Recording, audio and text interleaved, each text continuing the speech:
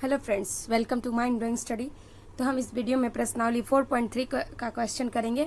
ठीक है, इसके पीछे वाले वीडियो में हमने प्रश्नावली 4.2 तक कर लिया था। ठीक है, तो इसमें हम पढ़ते हैं, इसमें हम गुणनखंड बनाने द्विघात समीकरण बनाने, उसके मूल निकालने का एक नया तरीका सीखेंगे।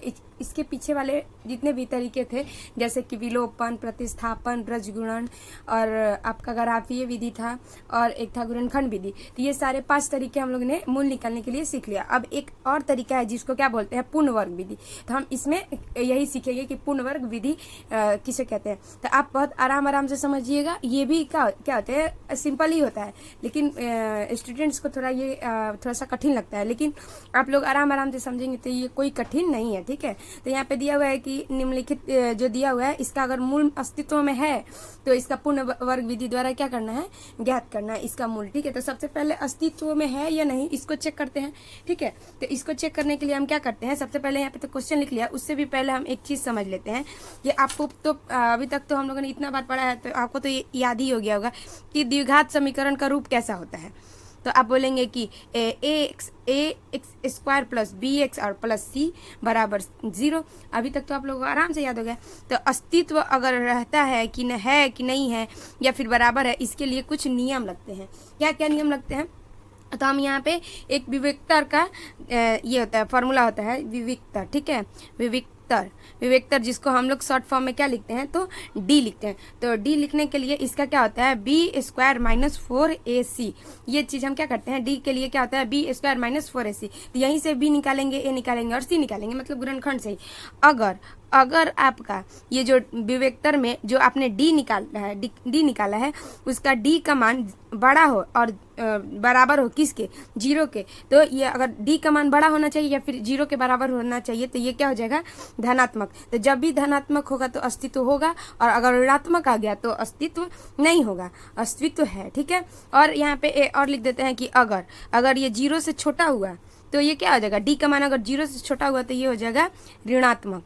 अगर ऋणात्मक हो गया तो समझ लीजिए कि इसका अस्तित्व नहीं है। ठीक है, इसका अस्तित्व नहीं है। तो अगर हम सबसे पहले यही से चेक कर लेंगे और देख लेंगे कि डी का मान हमारा धनात्मक आ रहा है कि नहीं। अगर देखिए, अगर यहाँ पे एक चीज और समझ लीजिए कि यहाँ पे डी का मान अगर 0 से बड़ा हुआ तो वो तो धनात्मक होगा। ठीक है, और अगर डी का मान अगर 0 के बराबर हो गया तो आपका मतलब ये है कि मूल क्या हो जाएंगे, तो डी का मान यहाँ लिख देते हैं कि डी बराबर अगर 0 आ गया तो मूल का बराबर होगा, मूल बराबर होगा, मतलब कि दोनों मूल एक जैसे आएंगे। ठीक है, तो मूल बराबर होगा। अब आते हैं अपने क्वेश्चन पे, थोड़ा सा हम लोगों ने यहाँ पे समझ लिया, उसके बाद हम क्या करेंगे, इसको बनाएंगे। ठीक है, तो पहला हमारा क्वेश्चन है 2x square minus 7x plus का 3 बराबर 0। तो सबसे पहले इसका डी चेक कर लेते हैं। तो डी चेक करेंगे तो डी बराबर क्या होता है, बी स्क्वायर माइनस 4ac। ठीक है, तो बी क्या है, तो आप बोलेंगे -7 का एक्स स्क्वायर होल स्क्वायर, फिर -4 इंटू ए है 2 और सी क्या है 3। तो ये हो जाएगा, 7 का स्क्वायर करेंगे तो 7 7 49, और ये हो जाएगा 12 दूनी 12 और दूनी का कितना हो जाएगा 24। ये हो गया, तो ये आपको घटाएंगे तो मिल जाएगा आपके पास 25।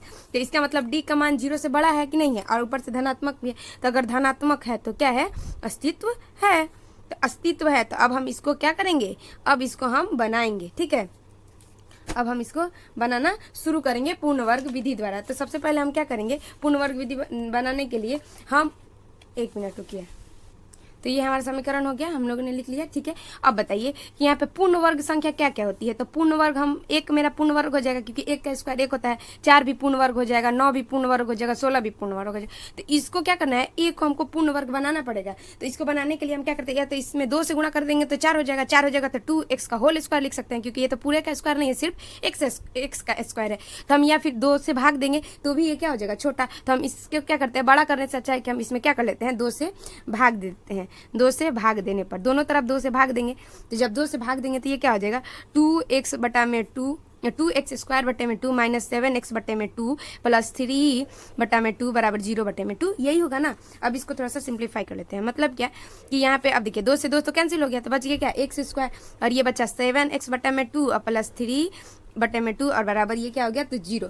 अब ये आपका क्या बन गया, ए स्क्वायर। ठीक है, और यहाँ पे है पूर्ण वर्ग विधि, मतलब आपको कुल मिला के फॉर्मूला पे बैठाना है आपको कि ए स्क्वायर प्लस बी का होल स्क्वायर, उस टाइप का कुछ करना है। ठीक है, तो यहाँ पे ये सी की जगह पे आ गया और ए की जगह पे ये आ गया। आपको इसको 2ab को यहाँ पे ये आपका क्या है, ये 2ab है। ठीक है, यहाँ पे लिख देते हैं कि यहाँ यहाँ आपका ए क्या है, ए के स्थान पे एक्स है ना, एक्स ए क्या का स्थान पे एक्स, तो ए के स्थान पर एक्स है, ठीक है।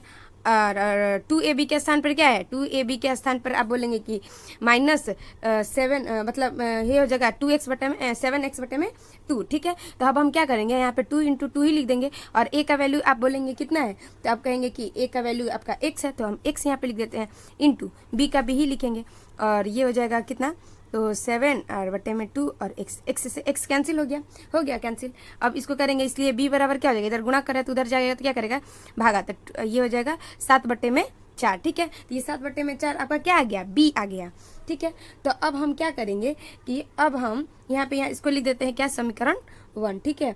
अब समीकरण 1 लिख दिया। अब हम दोनों तरफ क्या कर लेंगे, ऐसा कि दोनों तरफ बी स्क्वायर को जोड़ने व घटाने पर, अगर इसमें हम बी स्क्वायर जोड़ भी दे घटा भी दे तो क्या हो जाएगा, कुछ वही चीज़ होगा। तो लिख देते हैं कि बी स्क्वायर को दोनों तरफ नहीं, बी स्क्वायर को जोड़ने और घटाने पर, जोड़ने व घटाने पर, ठीक है, घटाने पर, तो ठीक है। इसको लिख देते हैं जैसा है वैसा, पहले ये तो ऐसा है वैसा लिख दिए। अब यहाँ पे क्या कर रहे हैं, बी स्क्वायर को जोड़ रहे हैं, एक बार को जोड़ दिए, ठीक है, और एक बार को घटा दिए, तो इसका मतलब इसको कैंसिल भी करेंगे तो वही चीज़ आएगा। अब +3 बटा में 2 बराबर कितना, तो 0। तो आप बोलेंगे यहाँ पे देखिए, यहाँ पे ये आपका a हो गया और यहाँ पे हो गया b, a square b square, यहाँ पे क्या है -2ab। तो आप यहाँ पे करके देखिए 2 और a और b होगा ना, बोलिए। तो 2 और a की जगह पे क्या है x और b की जगह पे क्या है 7 बटे में 2, 7 बटे में 4, ठीक है। तो यहाँ से यहाँ कैंसिल हो गया, तो इसका मतलब 7x बटे में 2 होगा कि नहीं होगा, तो इसका मतलब ये क्या है 2ab। तो यहाँ से यहाँ को हम क्या लिख सकते हैं, ये a स्क्वायर के रूप में है, यहाँ पे -ab 2ab और यहाँ पे क्या है b स्क्वायर के रूप। तो किसका फॉर्मूला होता है, a - b का होता है कि नहीं होता है। तो a की जगह पे क्या है x स्क्वायर और b की जगह पे क्या है -7 बटे में 4, क्या होल स्क्वायर हो गया, ठीक है। और ये वाली जो चीज़ है इसको हम ऐसे लिख देते हैं आराम से, इसको बराबर उधर ले जाना है तो ले जाइए आप। तो ये माइनस में उधर जाएगा तो क्या होगा, प्लस में, तो 49 बटे में 16 हो जाएगा, और ये प्लस में तो उधर आएगा तो माइनस में 3 बटे में 2 हो जाएगा। तो ये हो गया, यहाँ पे ये स्क्वायर नहीं होगा। फिर x - 7 बटे में 4 का ये लिख देंगे होल स्क्वायर, इसको सॉल्व कर देंगे तो ये हो जाएगा 16, ये 49, 8 और 3 का 24 हो जाएगा, ठीक है। फिर यहाँ पे x - 7 बटे में 4 का होल स्क्वायर और बराबर ये घटाएंगे तो कितना आ जाएगा 25 बटे में 16, और इसका स्क्वायर है उधर जाएगा तो क्या बन जाएगा, रूट बन जाएगा, ठीक है। तो इसको ले जाते हैं तो ये अंडर रूट 25 बटे में 16 कर देगा। तो 25 बटे में 16 जो है ये क्या होता है, तो ये वाला आपको पता है कि रूट में एक बार प्लस का होता है एक बार माइनस का होता है। तो एक बार प्लस रूप में लिख के बना लेते हैं, यानी कि x - 7 बटे में 4 और बराबर प्लस का 5 बटे में 6, और एक बार निकाल लेते हैं x - 7 बटे में 4 बराबर माइनस का 5 बटे में 4। ये हो गया आराम से। अब इसको भी क्या कर लेंगे, इसका भी x का वैल्यू निकालेंगे तो x बराबर क्या हो जाएगा 5 बटे में 6 प्लस का 7 बटे में 4, ये हो गया। और यहाँ पे फिर से इसको क्या कर लेंगे, बट्टे का जोड़ बना लेंगे। एक मिनट यहाँ पे 4 होगा ना, 6 नहीं होगा, यहाँ पे 16 का 4 निकलेगा, तो ठीक है। अब यहाँ पे देखिए तो ये टोटल इसको निकालेंगे तो 12 बटे में 4, इसका मतलब x का वैल्यू इसका कितना आ जाएगा 3, और इसको भी सिंप्लीफाई कर लेते हैं तो -4 बटे में 5 बटे में 4, यहाँ पे माइनस है तो उधर जाएगा तो प्लस बटे में क्या हो जाएगा 7 बटे में 4, तो इसलिए x बराबर क्या हो जाएगा तो 2 बटे में 4, इसको कैंसिल करेंगे तो 2, 1 बटे में 2, तो x का वैल्यू 3 आ गया और x का वैल्यू क्या आ गया 1 बटे में 2 आ गया। तो ये हमारा पूर्ण वर्ग विधि रहा, ठीक है। तो आपको अगर नहीं समझ में आया तो आप हमें कमेंट करके बताइएगा जरूर, ठीक है। और फिर अगला क्वेश्चन क्या दिया हुआ है, फिर उसी तरह से अगला भी क्वेश्चन दिया हुआ है, एक और क्वेश्चन कर लेते हैं। दूसरा क्वेश्चन है 2x स्क्वायर प्लस का x और माइनस का 4 बराबर कितना, तो 0। इसको भी हम क्या करेंगे पूर्ण वर्ग के रूप में बनाएंगे। तो अस्तित्व पहले इसका चेक कर लेते हैं, तो इसका d निकालेंगे तो फिर b स्क्वायर -4ac, ठीक है। तो b स्क्वायर, तो b की जगह पे क्या है 1 का स्क्वायर -4, a की जगह पे 2 और c की जगह पे क्या है -4, तो यह 1 और माइनस ये प्लस हो जाएगा, 16 दूनी का ये कितना हो जाएगा तो 32, ये आ जाएगा टोटल 33। तो अब बताइए ये धनात्मक है, तो अगर धनात्मक है तो अस्तित्व है, ठीक है। तो अस्तित्व है, अगर अस्तित्व है तो इसको क्या करेंगे सॉल्व करेंगे, अस्तित्व है अब इसको सॉल्व करेंगे, ठीक है। तो यहाँ पे लिखे हैं अतः, अब क्या करेंगे अब 2x square plus x minus का 4 बराबर कितना, तो 0। तो आपको इसमें भी पूर्ण वर्ग करना है तो 2 इसमें भी तो लगा हुआ है, तो इसको भी 2 कर देते हैं, तो 2 से भाग लगा देंगे, लिख दीजिए कि दोनों तरफ 2 से भाग देने पर, 2 से भाग देने पर, तो 2 से भाग देते हैं तो क्या हो जाएगा 2x स्क्वायर प्लस का बटे में 2 फिर x बटे में 2 फिर यहाँ पे हो जाएगा -4 बटे में 2 बराबर कितना, तो 0। ये हो जाएगा x स्क्वायर प्लस का x बटे में 2 और ये हो जाएगा -2, ये हो गया बराबर 0। तो अब बताइए कि यहाँ पे एक जगह पे क्या है, तो आप कहेंगे x है, b की जगह पे क्या है, सॉरी b की नहीं 2ab की जगह पे क्या है, तो आप बोलेंगे x बटे में 2 है, x/2 है, ठीक है। तो x/2 है तो एक जगह का जो वैल्यू है उसको रख देते हैं, और b का तो कुछ मालूम नहीं है, b ही हमको निकालना है। तो x से x कैंसिल हो गया, तो b बराबर क्या हो जाएगा 1/4, क्योंकि ये वाला नीचे जाएगा तो 1/4 हो गया। अब फिर यहाँ से लिख दीजिए कि यहाँ पे लिख दीजिए कि b² को जोड़ने और घटाने पर तो जोड़ने और घटाने क्यों बोले, क्योंकि अगर कोई भी संख्या मान लीजिए कि इसमें 2 ऐड कर रहा है फिर 2 माइनस ही कर देना है तो फिर तो वही चीज़ आ जाएगा ना, इसीलिए तो इसको क्या करते हैं लिख देते हैं आराम से पहले। तो जोड़ 1/4 का एक जोड़ लेते हैं और एक ठोकर लेते हैं 1/4 का -², ठीक है। अब ये हो गया। अब यहाँ से यहाँ वही चीज़ हो गया कि a + b का होल स्क्वायर पे है तो x प्लस 1/4 का ये होल स्क्वायर बना देगा, और इसको क्या लेके चले जाएंगे उधर, तो माइनस हुआ तो ये प्लस का 2 जाएगा, इधर भी है माइनस में तो ये प्लस 1/में में कितना तो 16, तो x प्लस 1/4 का होल स्क्वायर, और इसको करेंगे तो कितना हो जाएगा 16 32 33/में 16। अब यहाँ पे फिर स्क्वायर बना रहा है तो ये भी उधर जाएगा तो रूट बना देगा, तो 1/4 और फिर हो जाएगा √33/में 16। तो ये प्लस का और माइनस का एक बार प्लस करके बनाएंगे और एक बार माइनस करके बनाएंगे, तो x प्लस 1/4 और ये हो जाएगा, इसको क्या करेंगे प्लस √33 अब बट्टे में 16 का क्या निकाल सकते हैं 4, ये हो गया। फिर x प्लस 1/4 बराबर माइनस का √33/4 ये हो गया। अब फिर से x बराबर क्या होगा, x बराबर √33 और माइनस का कितना 1 और बटे में ये 4 ही होगा, ठीक है। x बराबर ये हो जाएगा माइनस √33 और ये हो जाएगा -1 बटे में कितना तो 4, यही दोनों आपका क्या हो जाएगा तो आंसर हो जाएगा, ठीक है। फिर अगले क्वेश्चन पे आते हैं। अगला क्वेश्चन क्या दिया हुआ है, अगला क्वेश्चन ठीक है, तो इसका भी डी चेक कर लेते हैं। तो b² - 4ac होगा, तो b क्या है इसका 4√3 का होल स्क्वायर -4 × 4 × 3 ये हो गया।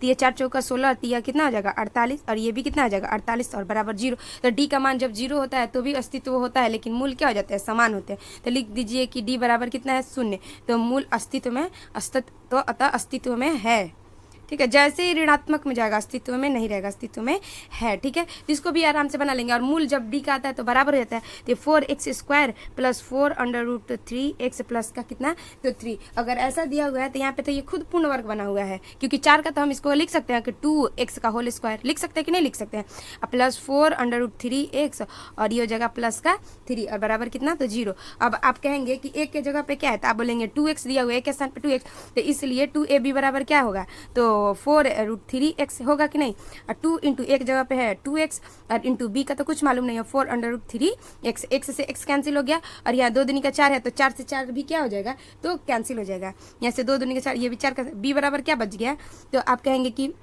सिर्फ √3 बच गया। तो अब यहाँ पे हम करेंगे कि √3 को जोड़ने व घटाने पर, तो लिख दीजिए b² को जोड़ने तथा घटाने पर, जोड़ने व घटाने पर तो जोड़ने व घटाने पर करते हैं तो 2x का होल स्क्वायर प्लस का 4√3x और ये हो जाएगा प्लस √3 का होल स्क्वायर, फिर माइनस √3 का होल स्क्वायर, फिर ये हो जाएगा प्लस का 3 बराबर क्या तो 0। तो यहाँ से यहाँ तक आपको क्या दिख रहा है, तो आप बोलेंगे यहाँ से यहाँ तक हमको दिख रहा है कि a + b का होल स्क्वायर है, तो a + b का होल स्क्वायर है तो लिख दीजिए 2x प्लस √3 का होल स्क्वायर, और यहाँ से इसको क्या करें उधर लेके जाते हैं, तो ये √3 का स्क्वायर करेंगे तो क्या हो जाएगा 3 ही होगा, और ये माइनस में तो उधर जाएगा तो प्लस में, फिर ये भी ये माइनस ये प्लस में तो उधर जाएगा तो क्या हो जाएगा माइनस में, ठीक है। तो 2x प्लस का √3 का होल स्क्वायर हुआ और ये बराबर क्या बचेगा 0, तो इसका रूट भी ले लेंगे तो ये भी क्या आ जाएगा 0 ही आएगा, ठीक है। तो 0 ही आएगा। फिर x का वैल्यू कितना आएगा, तो x बराबर आएगा √3 माइनस √3 बटा में 2। तो आपको बताया था कि जब x का वैल्यू क्या आता है 0 d का वैल्यू जब 0 आता है तो मूल क्या होते हैं बराबर,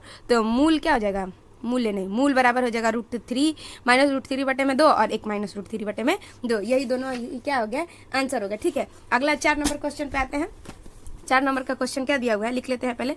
2x² प्लस का x प्लस का 4 बराबर 0 ये हो गया। अब इसको भी पहले इसका भी d निकाल के देखते हैं कि अस्तित्व है कि नहीं, तो इसका भी होता है क्या b² माइनस का 4ac, तो बताइए b कितना है, तो आप बोलेंगे 1 का स्क्वायर माइनस 4 a की जगह पे कितना है तो a 2 और c की जगह पे कितना है तो 4, ये हो गया 1 माइनस 16 दूनी का 32, इसको घटाएंगे तो क्या हो जाएगा माइनस का 31, तो ये हो गया। अब बताइए d का वैल्यू क्या आ गया ऋणात्मक, तो d का वैल्यू अगर ऋणात्मक हो जाता है तो इसका अस्तित्व होता है, तो आप बोलेंगे नहीं, तो ये ऋणात्मक है तो लिखिए कि अतः अस्तित्व नहीं है, अस्तित्व नहीं है। अगर अस्तित्व नहीं है तो हम इसका पूर्ण वर्ग विधि नहीं बनाएंगे। ठीक है, तो ये चारों क्वेश्चन हम लोग का हो गया। ठीक है, अब अगले वीडियो में हम ये आगे का क्वेश्चन करेंगे। ठीक है, तो आपको अगर पूर्ण वर्ग विधि अच्छा लगा, समझ में आया, तो आप हमें कमेंट करके जरूर बताइए। अगर कहीं नहीं समझ में आया तो भी आप हमें कमेंट करके बताइए, हम उसको पुनः समझाने की कोशिश करेंगे। ठीक है, तो यहाँ तक वीडियो देखने के लिए आपका बहुत बहुत शुक्रिया।